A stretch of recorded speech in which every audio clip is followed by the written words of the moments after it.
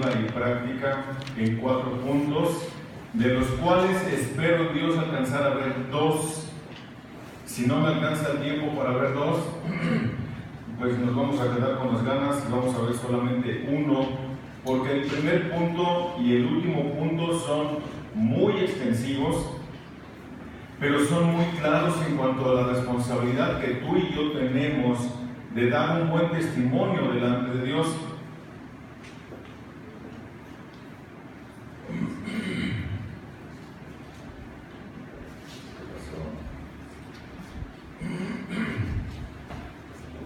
El cristianismo es una fe viva y práctica que sale a la calle en una vida normal y cotidiana. Eso es ser cristiano, hermano.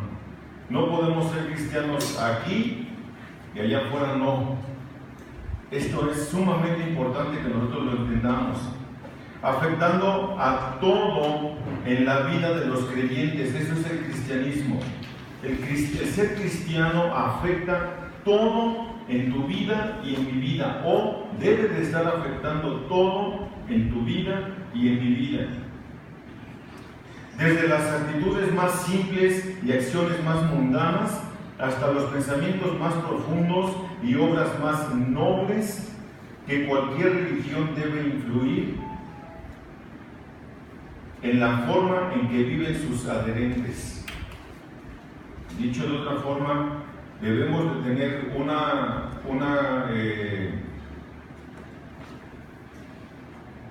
una congruencia entre lo que digo y lo que vivo. Debe de haber una congruencia perfecta en estas 2 partes. Si yo digo una cosa y vivo lo contrario, mi cristianismo es demasiado mediocre. Mi cristianismo no tiene credibilidad. Esto es importante.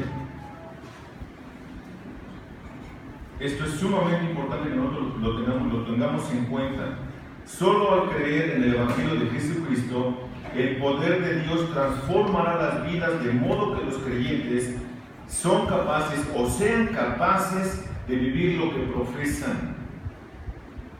La insistencia continua de Pablo para que los tesalonicenses vivan de esa manera fue el motivo para las expresiones prácticas de este pasaje de 1 Tesalonicenses capítulo 4, versículos del 9 al 12, y cito: Mas en cuanto al amor fraternal, no tenéis necesidad de que nadie os escriba, porque vosotros mismos habéis sido enseñados por Dios a amaros unos a otros. Porque en verdad lo practicáis, como todos los hermanos que están en toda Macedonia. Pero os instamos, hermanos, a que abundéis en ello más y más, y a que tengáis por vuestra ambición el llevar una vida tranquila, y os ocupéis en vuestros propios asuntos, y trabajéis con vuestras manos, tal como os hemos mandado, a fin de que os conduzcáis honradamente, nota, para con los de afuera, y no tengáis necesidad nada. El texto es muy claro, y antes de entrar a desarrollar esta predicación, les voy a pedir que me acompañen a poner este tiempo en manos de nuestro Dios. Eterno Padre, alabamos y bendecimos tu nombre, Señor, y te damos a ti y solo a ti todo el honor y la gloria. Amado Padre, te ruego que seas con mis hermanos que escuchan este sermón y que seas conmigo también. No permitas, por favor, Padre, que yo me hable de mí mismo, que hable mis propias ideas.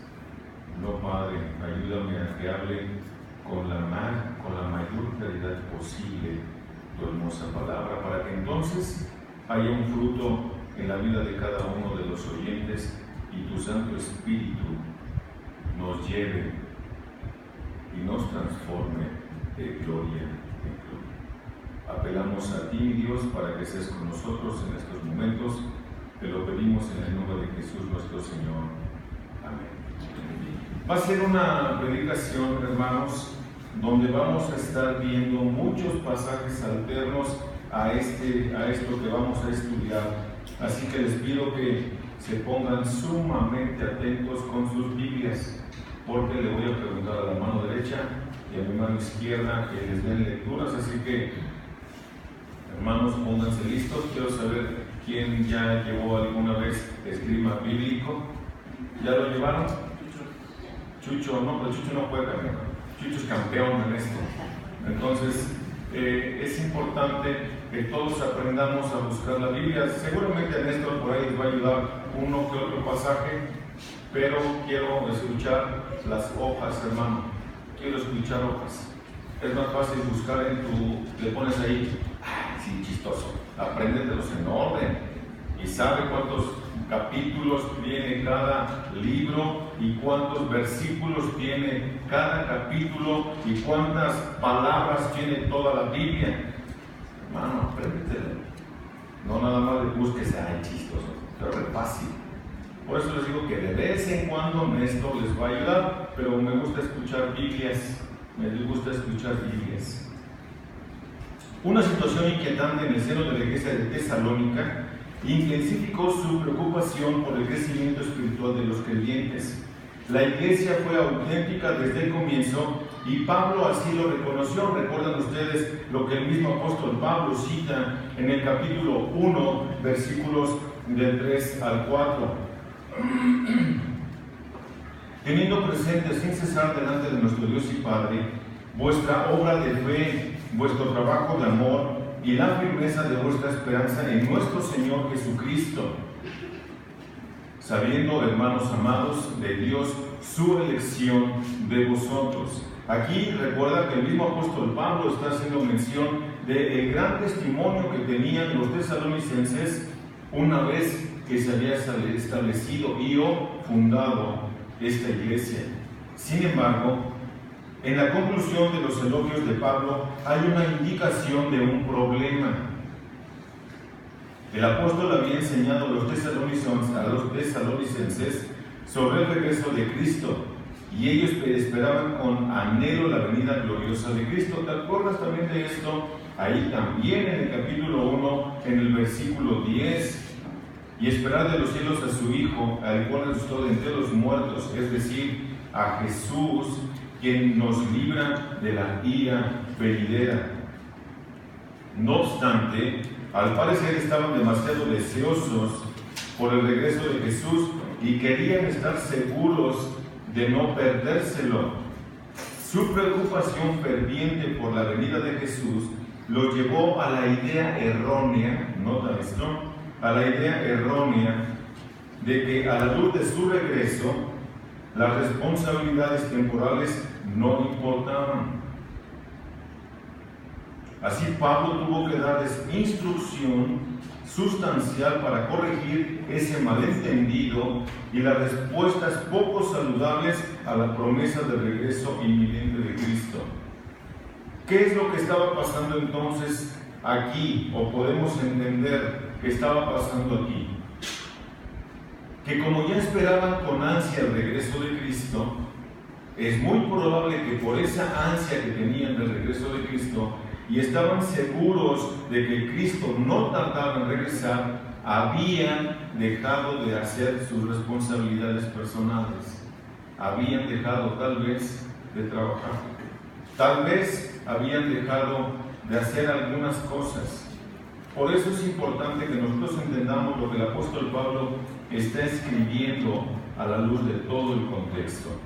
En el capítulo 4, versículo 13, o más bien, desde el versículo 13 del capítulo 4 hasta el capítulo 5, el versículo 11, habla acerca de esto el apóstol Pablo. ¿Por qué? Porque les está dejando bien en claro a los tesalonicenses cómo será la venida de Cristo. Lo deja en claro. Pero vosotros no queremos, hermanos, que ignoréis acerca de los que duermen, para que no os entristezcáis como lo hacen los demás que no tienen esperanza. Porque si creemos que Jesús murió y resucitó, así también Dios traerá con él a los que durmieron en Jesús. Por lo cual os decimos esto por palabra del Señor, que nosotros los que estemos vivos y permanezcamos hasta la venida del Señor, no precederemos a los que durmieron, pues el Señor mismo descenderá del cielo con voz de mando, con voz de arcángel y con trompeta de Dios, y los muertos en Cristo se levantarán primero. Entonces nosotros, los que estemos vivos y permanezcamos, seremos arrebatados juntamente con ellos en las nubes al encuentro del Señor en el aire, y así estaremos con el Señor para siempre. Por tanto, confortaos unos a otros con estas palabras. Ahora, nota lo que va a empezar a decir a partir del capítulo 5. Nota, parece que tiene un cambio de tema, pero es exactamente la misma idea, corrigiendo lo que la iglesia estaba haciendo mal. Nota.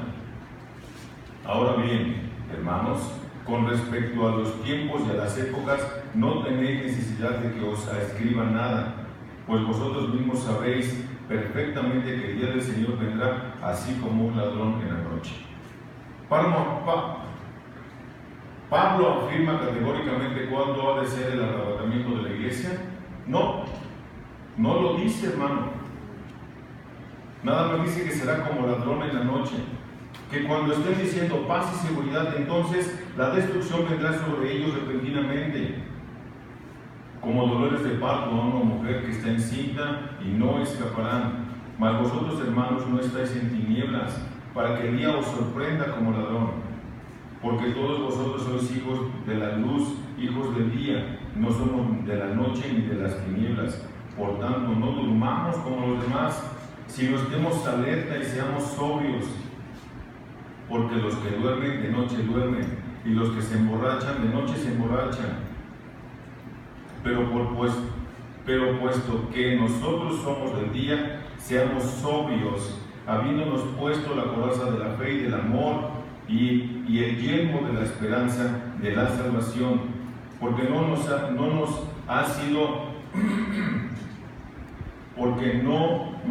ha destinado Dios para ira, sino para obtener salvación por medio de nuestro Señor Jesucristo, que murió por nosotros, para que, ya sea que estemos despiertos o dormidos, vivamos juntamente con Él. Por tanto, alentaos unos a otros y edificaos el uno al otro, tal como lo estáis haciendo.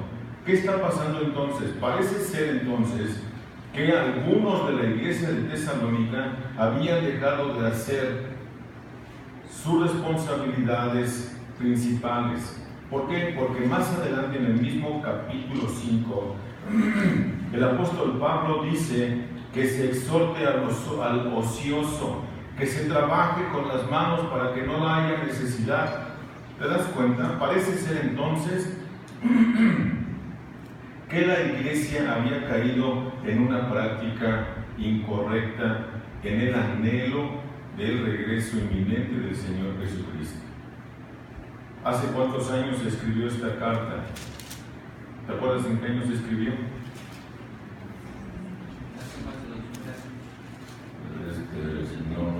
Menos de 2000 años.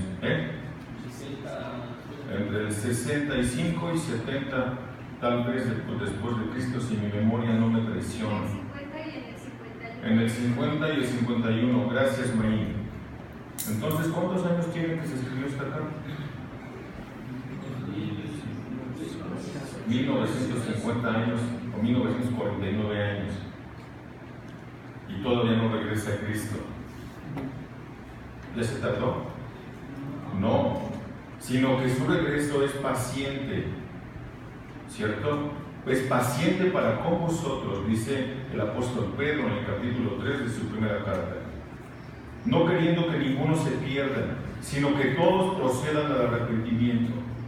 Todo tiene un tiempo, por eso Pablo no escribe el tiempo específico en el que ha de venir el Señor, no es declarado en las Escrituras. No es declarado. Pero este pasaje, hermano, este pasaje que vamos a estudiar en el versículo 9 y 10 ha sido titulado Amarse unos a otros. Amarse unos a otros. Y quiero que notes la transición que está haciendo el apóstol Pablo aquí en esta carta. No, pues no les pongo porque no veo nada. No les iba a quitar. Quiero que notes cómo dice la Reina Valera, versículo 9, hermano. Pero acerca del amor fraternal. Pero acerca del amor fraternal. Pero acerca del amor fraternal. La Biblia de las Américas dice, mas en cuanto al amor fraternal, quiero que notes que aquí Pablo ya terminó de hablar acerca de la inmoralidad sexual y que está haciendo, recuerda, vino de un exhorto general que todos vivamos en santidad, pasa a una exhortación específica. Recuerda que esta es una carta exclusiva para la iglesia de Tesalónica y contiene un asunto específico. Esto es importante que no se nos olvide, porque ¿quiénes fueron los fundadores de esta iglesia? Y Silas. Pablo, Silas y Timoteo. En el orden que quieran, pero fueron ellos tres. ¿Sí? Ahora, ellos tres, Pablo tenía mucho anhelo de ir a ver cómo iba la obra, ¿cierto? Le urgía saber cómo iba la obra. ¿Pudo hacerlo? No. ¿A quién mandó? A Timoteo. Entonces es muy probable que Timoteo haya regresado con Pablo a darle el informe de cómo estaba la iglesia de Tesalónica. O por cuanto comienza por, no sé qué pasó, me oigo otra vez diferente. Por cuanto comienza por o más, en cuanto al amor fraternal, pareciera que los tesalonicenses le hubiesen escrito algo a Pablo preguntándole sobre ciertos asuntos, o que el mismo Timoteo le estaba dando ya un reporte y por esto Pablo trata con mucha puntualidad estos asuntos. Esto es importante que nosotros lo podamos ver, más en cuanto al amor fraternal. Nota lo que dice, recuerda el versículo 12 del capítulo 3. Y que el Señor os haga crecer y abundar en amor, nota, unos para con otros y para con todos, como también nosotros lo hacemos para con vosotros. Pablo está tratando aquí el asunto del amor en el versículo 12 del capítulo 3. ¿Sí lo notas? Y versículo 13, a fin de que Él afirme vuestros corazones, irreprensibles en santidad, delante de vuestro Dios y Padre, en la venida de nuestro Señor Jesús con todos sus santos. Nota entonces cómo Pablo está hablando del amor, y este asunto, después de que va a tocar el asunto de la santificación y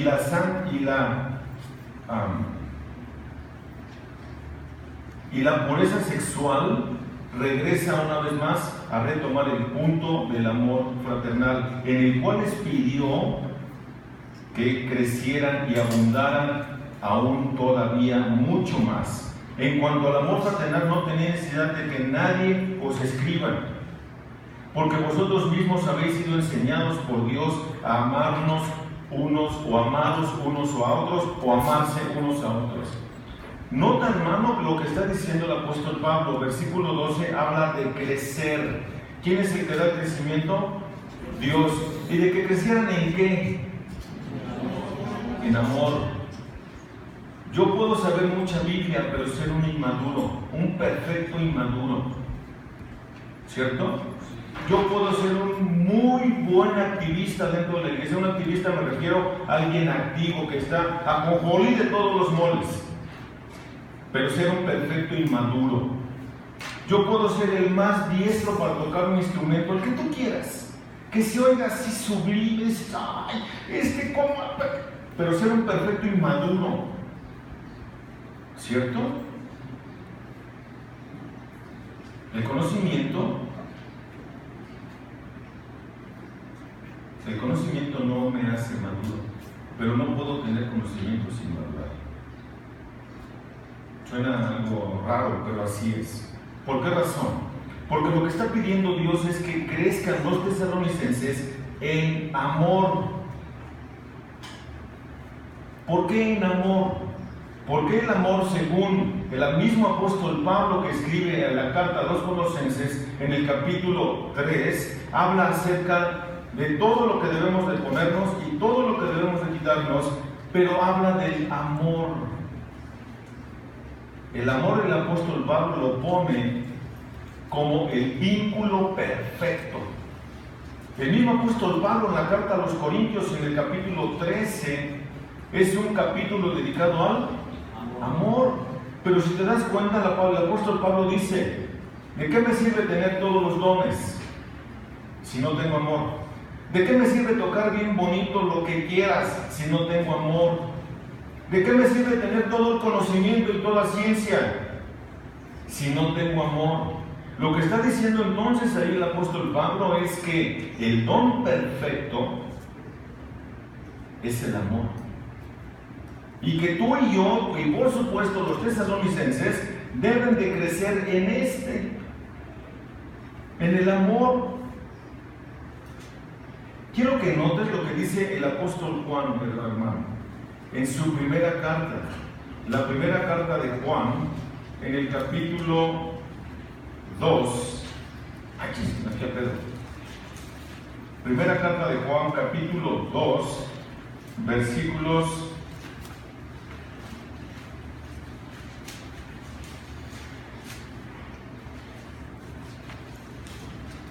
del 5 en adelante. Capítulo 2, versículos del 5 en adelante. Nota cómo el apóstol Juan va a poner una relevancia en el amor. Quiero que pongas mucha atención. Pero el que guarda su palabra, en él verdaderamente el amor de Dios se ha perfeccionado. ¿Notas? El asunto, por supuesto que nosotros, según la recomendación del Antiguo Testamento, allá en el libro de los Salmos, específicamente el Salmo 119, verso 11, dice: en mi corazón he guardado tus dichos para no pecar contra ti. ¿Cierto? Nosotros tenemos que guardar la palabra. El mismo apóstol Pablo, regreso a la carta a los Colosenses, dice que la palabra de Cristo habite o more en abundancia, ¿en dónde? En vuestros corazones. Entonces, por supuesto que hay una importancia muy grande en estar con la palabra, estar leyendo, memorizando, aplicándola a mi vida. Pero nota lo que dice el apóstol Juan. Nota lo que dice: pero el que guarda su palabra, en él verdaderamente el amor de Dios se ha perfeccionado. Solamente el que guarda su palabra, el que medita en la palabra, el que estudia la palabra, el que lee la palabra todos los días de su vida, en el amor se ha perfeccionado. Quiero que notes esto.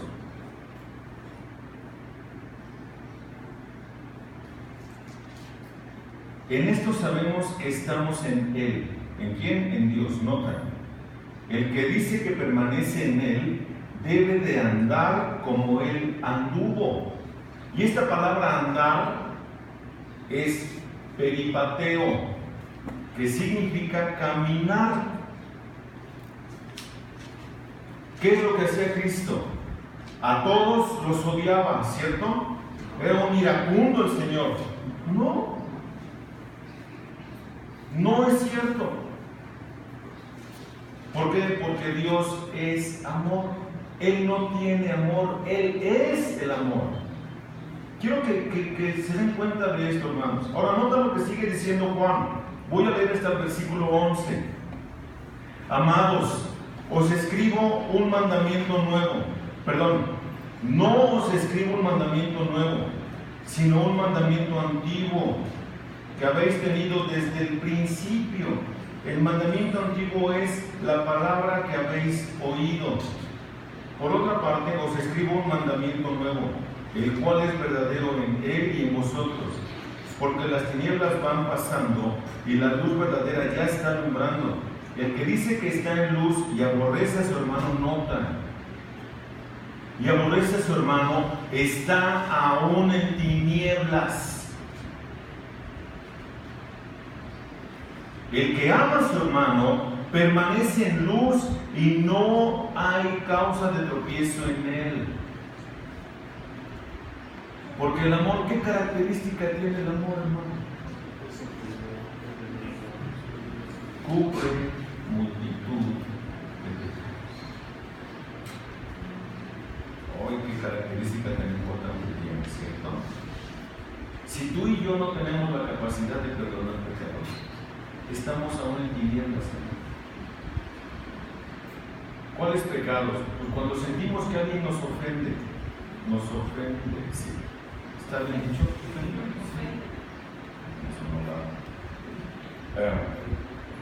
Si nosotros nos enojamos y no queremos perdonar, estamos mal nosotros. No necesariamente el que me hizo el mal, sino yo que no tengo la capacidad de perdonar a aquel que me ofendió. Eso es lo que está diciendo aquí el apóstol Juan, hermano. El que dice que está en luz, recuerda que dijo en el contexto anterior que el que dice que está en Dios debe de andar como él anduvo. ¿Cuál es la máxima de Dios? El que dicen que es el versículo central de toda la Biblia. ¿Cuál es, hermano?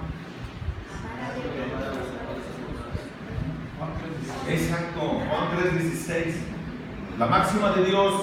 ¿Qué hizo Dios por nosotros? Nos amó, a pesar de ¿qué? De ser pecadores. ¿Te das cuenta? Dios nos amó, Cristo nos amó, murió en la cruz del Calvario por nosotros. Nosotros decimos que estamos en Él, debemos de andar como Él anduvo, debemos de estar siempre dispuestos a dar nuestra vida por nuestros hermanos. Pero si no podemos perdonar un pecadito así chiquito, ¿que vamos a poder hacer algo por ellos? Nunca jamás. ¿Te das cuenta? Nota, versículo 11.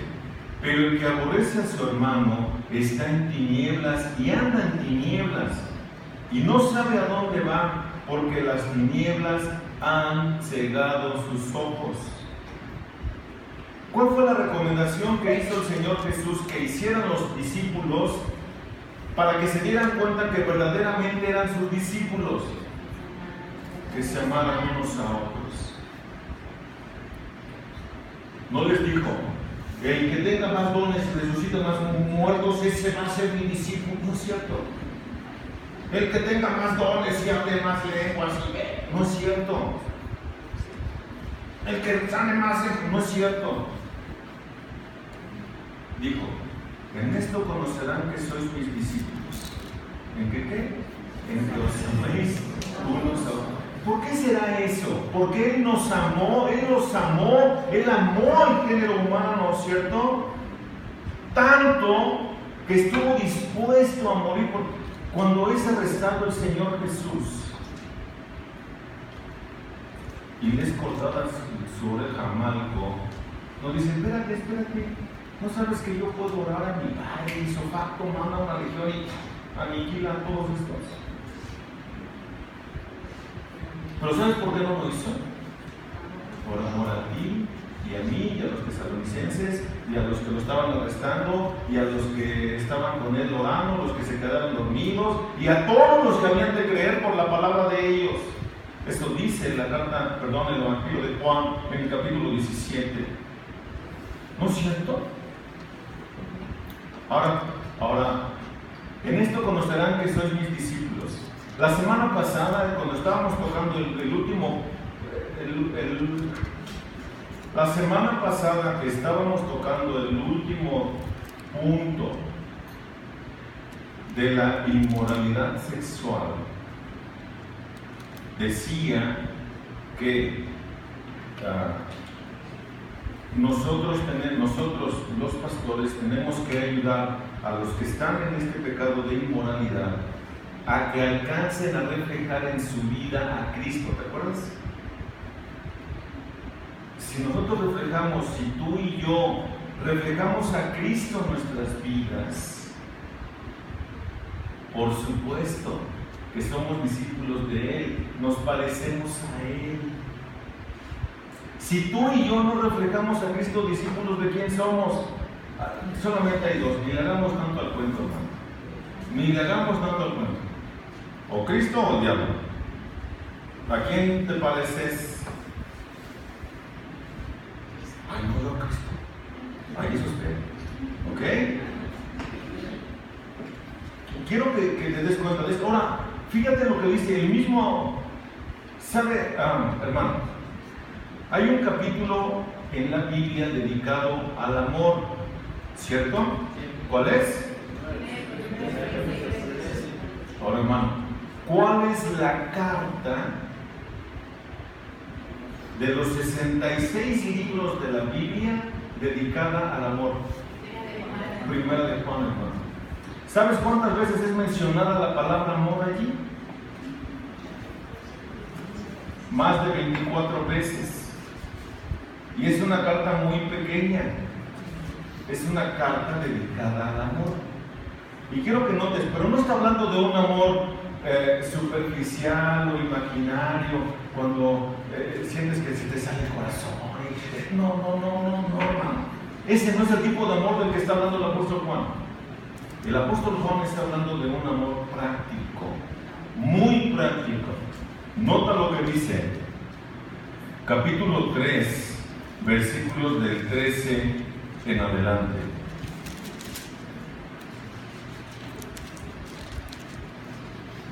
Fíjate lo que dice. Primera de Juan, capítulo 3, versículos del 13 en adelante. Hermanos, no os maravilléis si el mundo os odia. Nosotros sabemos que hemos pasado de muerte a vida porque amamos a los hermanos. Nota la diferencia que está haciendo el apóstol. Si el mundo nos odia es porque está muerto en delitos y pecados. Si nosotros amamos es porque hemos pasado de muerte a vida. Nota lo que está diciendo el autor.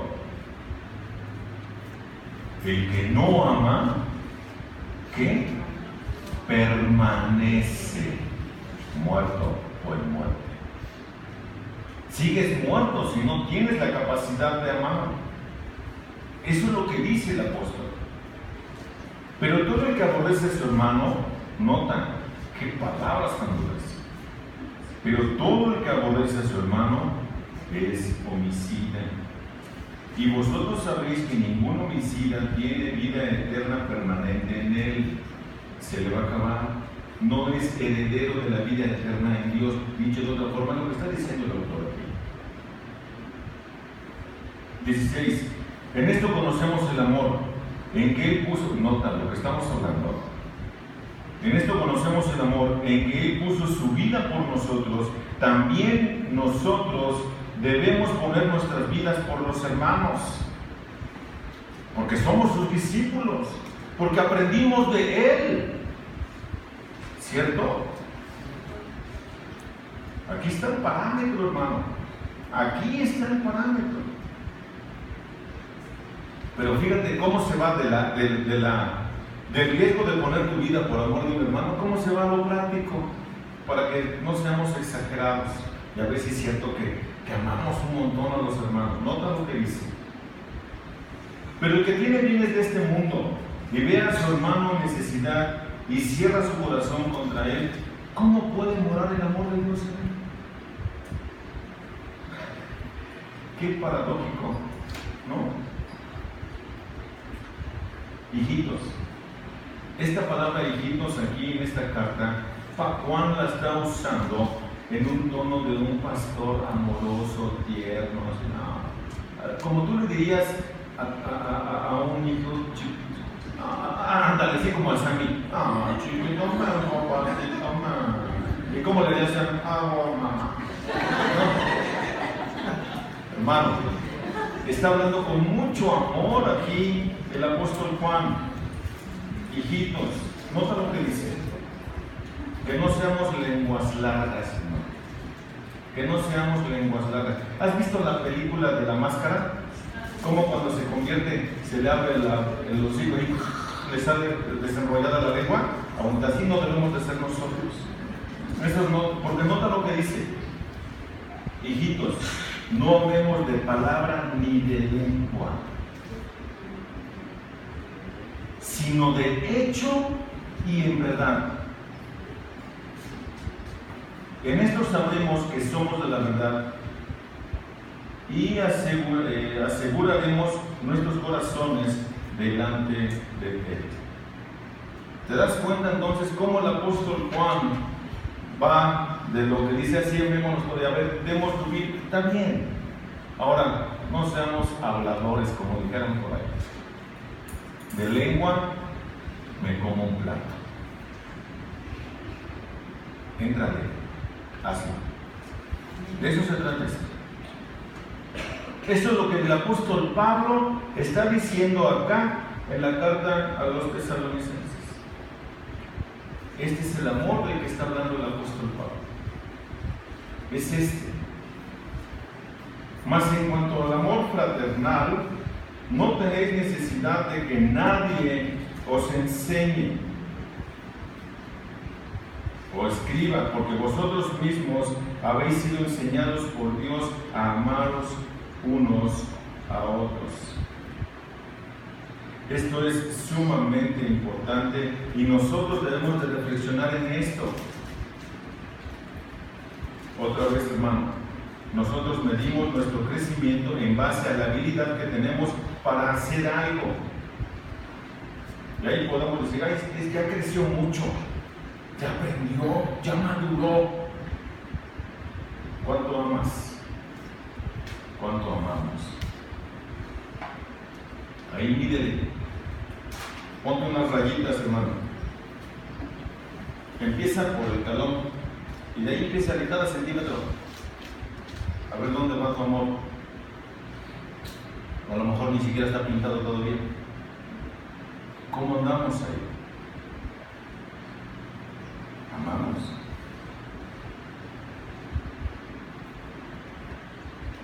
Amor fraternal es, esta frase es Filadelfia.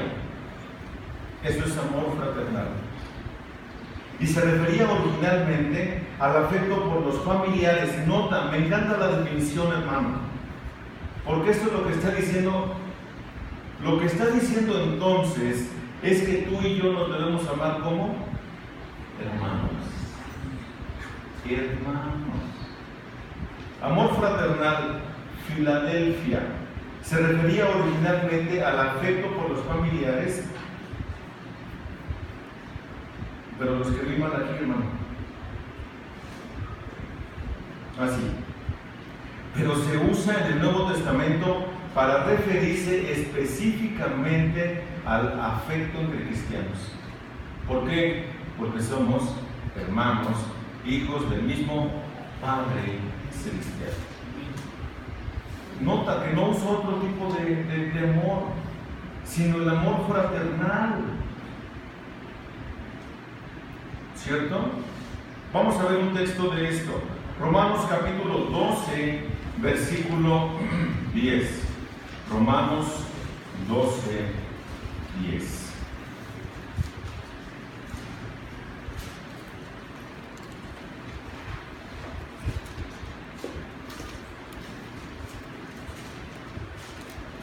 ¿Ya lo tienes, hermano?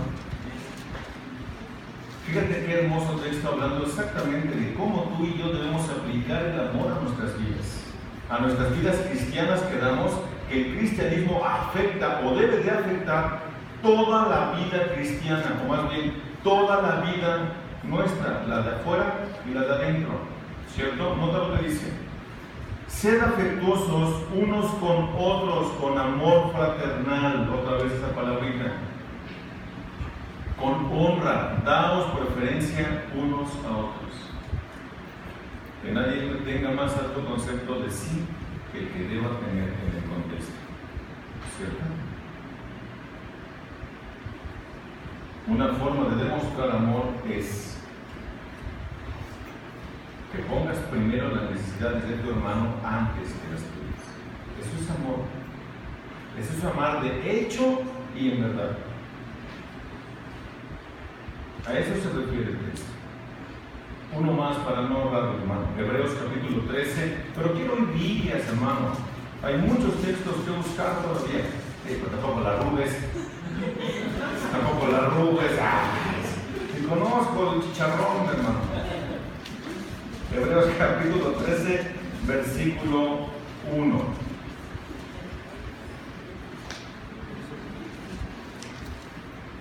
¿Qué dice? ¿Ves?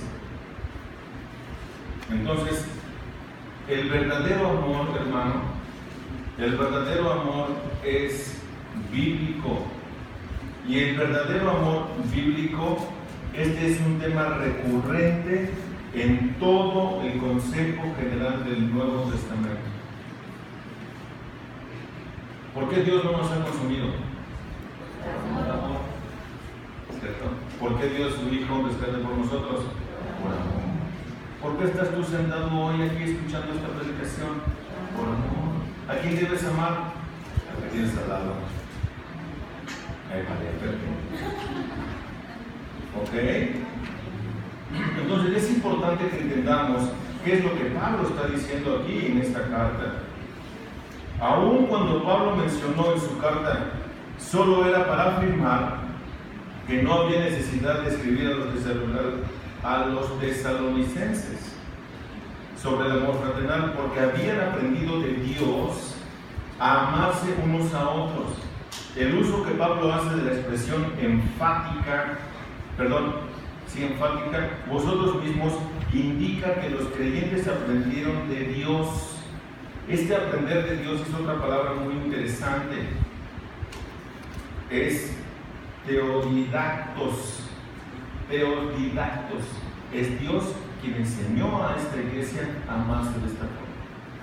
Por esta razón es que había habido un impacto gigantesco ahí en Tesalónica, en Macedonia y en Acaya acerca de esta iglesia. Era por esta razón. Y esta palabra teodidactos solamente es usada en el Nuevo Testamento, no en el Antiguo Testamento. Solamente en el Nuevo Testamento.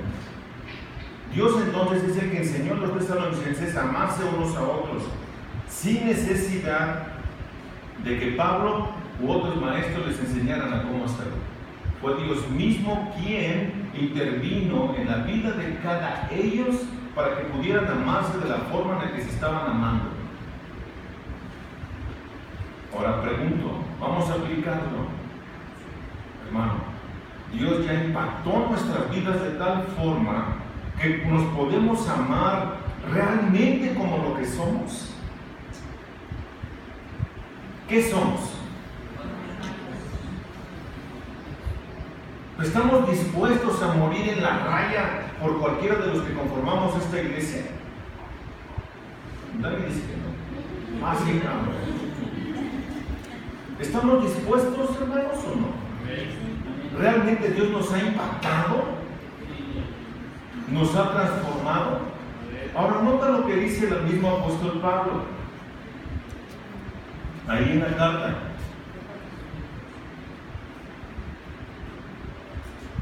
Fíjate lo que dice. Con este amor que decimos que nos tenemos entre nosotros, debemos de estar impactando a la sociedad que nos rodea. ¿Cierto? Versículo 12 del capítulo 4 de la primera carta a los tesalonicenses. A fin de que os conduzcáis honradamente. ¿Para quién? Entonces, hermano, no se vale, escucha lo que voy a decir. No se vale que por nuestra hipocresía demeritemos el evangelio en el que decimos que hemos creído. No se vale eso.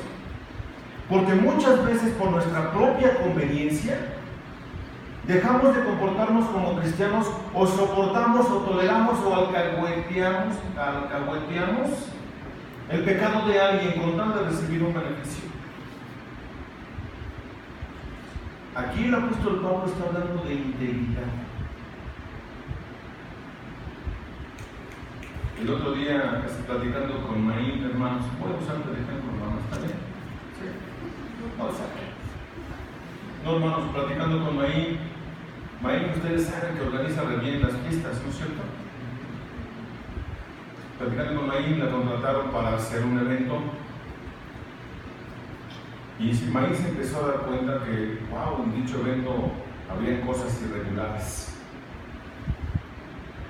Y dijo, mejor ya no. Porque antes de ser organizadora de eventos, soy cristiano. ¿Qué importa? Si a ella no le importara esto, ¿qué hubiera hecho? Pietro, me llamo, voy a ganar una buena lana. Necesito dinero y Dios me está proveyendo. Fíjate cómo es Satanás que nos puede confundir. Necesito dinero y Dios me está proveyendo de este trabajo. Así que, pues, el problema es de ellos, no mío. Yo soy cristiano. No. Soy cristiano antes de ser lo que seas. Eso se llama integridad. Hace muchos años conocí el caso de alguien que rentaba cuartos. Tenía una casa grande y rentaba cuartos. Y llegó a rentarle a un hermano. Este hermano cayó en adulterio. Y entonces yo fui y le dije, oye, espérame. ¿Cómo que le vas a rentar acá a fulano de tal? ¿Cómo es eso? Dijo, no, pues es que ya hablé yo con el pastor y dijo que no había problema, que ese era mi negocio. No, espérame tantito. Este dice que es cristiano y tú dices que eres cristiano. Si tú lo aceptas en tu casa, con todo y el pecadote que lleva, está metiendo a otra mujer, la cual no es su esposa, te estás haciendo copartícipe de su pecado. Aquí ni le hagas tanto al cuento. Así es esto. No, pues déjame lo pienso porque voy a dejar de ganar dinero. El problema entonces es que la mirada está puesta ¿en dónde? En el dinero. Por eso te digo que a veces somos bien convenencieros. Me van a cobrar más o voy a requerir un favor, lo que sea, y solapamos y no. Eso no es amor, no te confundas. Eso no es amor. ¿Cierto? Dios al que ama le alcahuetea todos sus pecados. Por eso murió Cristo por nosotros en el cruz del Calvario, ¿cierto? No, por supuesto que no. Dios al que ama disciplina y ¿qué? Azota, te pone tus carnes. Ya les expliqué yo la semana pasada del mío, y aquí lo traigo, ¿no? Todos los días ahí me acuerdo. ¿A causa de qué? Del amor de Dios para conmigo. Porque Dios no quiere que yo me pierda. Eso es lo que nosotros tenemos que hacer, hermano. Esta es una forma de resguardarnos unos a otros en amor. No se trata de andar corriendo brujas y aventándole las Biblias, agarrarlos a... No, hermano. No. Se trata de que antes de que tú vayas a decirle algo a alguien, primero vayas y le platiques a Dios, para que primero Dios te dé humildad a ti. Después, Dios prepara el corazón de ese alguien al que le vas a hablar lo que le tengas que decir, para que este alguien acepte el consejo que vas a escuchar de parte tuya. Pero te doy un consejo, que ese consejo que le vas a dar sea Biblia. Que éste sepa con mucha precisión cuál es la infracción que está cometiendo, para que entonces tenga de qué arrepentirse. Si tú no se lo dices con claridad, no va a arrepentirse nunca jamás de nada. Y eso no es amor. No, es que yo sí no es cierto. No es amor. Es un sentimiento que te surge de aquí a... Pero ¿qué? ¿No lo dijo el Antiguo Testamento en Jeremías 17:9? Engañoso y perverso es el corazón más que todas las cosas. ¿Quién lo conocerá? ¿Acaso tú puedes saber lo que hay aquí adentro de mí? ¿Por qué tal Dios? Por eso Dios dijo Jesucristo, porque no es que sea perverso, alguien tiene que morir por él. ¿Te das cuenta? Eso es amor, hermano. No nos confundamos, porque somos hermanos. Es amor fraternal, porque somos hermanos. Y Dios nos ha enseñado, nos está enseñando que debemos amarnos unos a otros de la forma en la que Él nos amó a nosotros. ¿Cierto? Ahora, este tipo de amor era o es característico de la naturaleza divina que poseían los tesalonicenses en Tú y yo hoy estamos en Cristo, poseemos ese amor divino para poder darlo a nuestros hermanos. Ellos no eran muy diferentes a nosotros, eran pecadores redimidos. Y tú y yo somos exactamente lo mismo, ¿cierto? Ahora un punto importante, los que se convierten reciben al Espíritu Santo, ¿cierto? ¿Para qué? Para poder hacer aquello que no podíamos. Es el poder de Dios que actúa en nosotros para hacer aquello que naturalmente no podríamos hacer. Ustedes conocen a mi sobrina, que asistía hace unos meses aquí con nosotros, a Nancy. ¿Sabes por qué mi sobrina dejó de venir? Porque está enojada, hermano. Está peleada.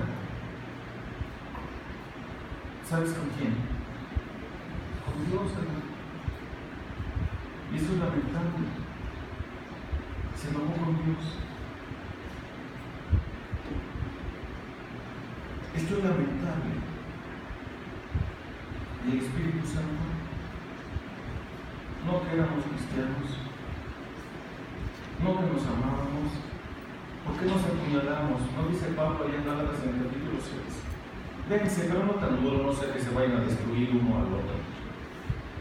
Tranquilos, amémonos, hermanos. Practiquemos el amor de Dios en nuestras vidas.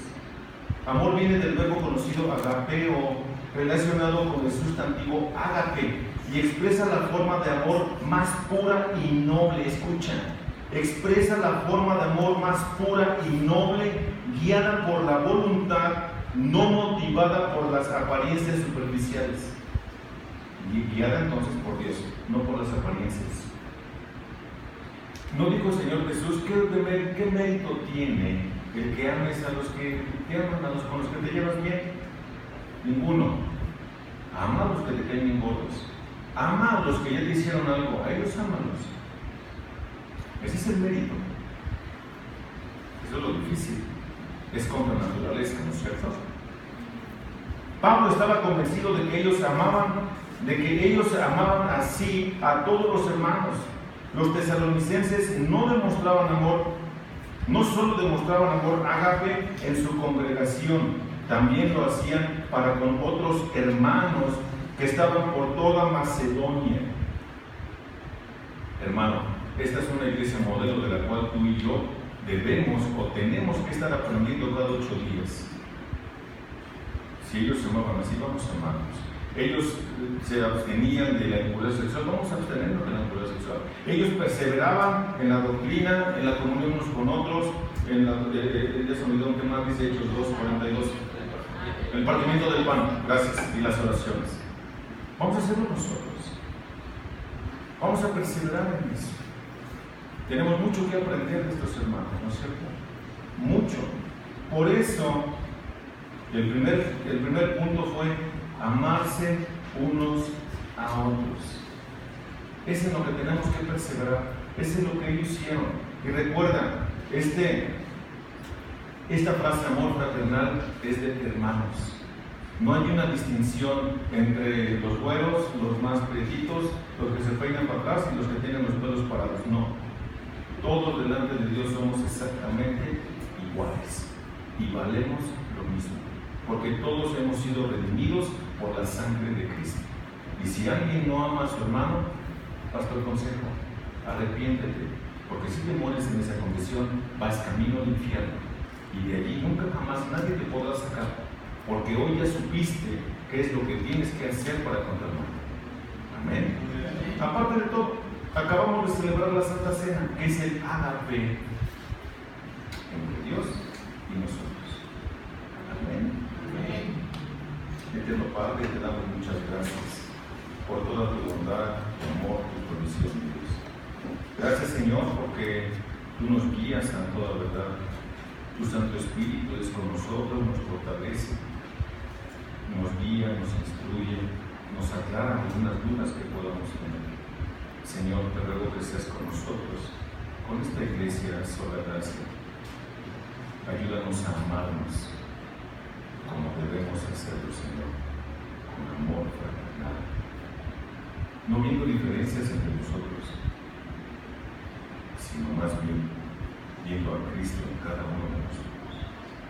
que no pongamos primero nuestras propias necesidades, sino que pongamos primero las necesidades de nuestros hermanos antes que las nuestras, porque ellos son más importantes que nosotros. Señor, fortalécenos, por favor, úsanos, para que nos amemos de tal forma entre nosotros que impactemos a Santana, Señor, y más quieran venir al conocimiento de Cristo. Gracias, Dios, por esta palabra tan hermosa que nos das, este diamante que nos has dado en tu hermosa palabra, para poder usarlo y poder brillar no por méritos propios, sino por la sangre de Cristo, el Espíritu Santo y la palabra que nos has dejado como testimonio. Ayúdanos, Dios. Te lo rogamos en el nombre de Jesús.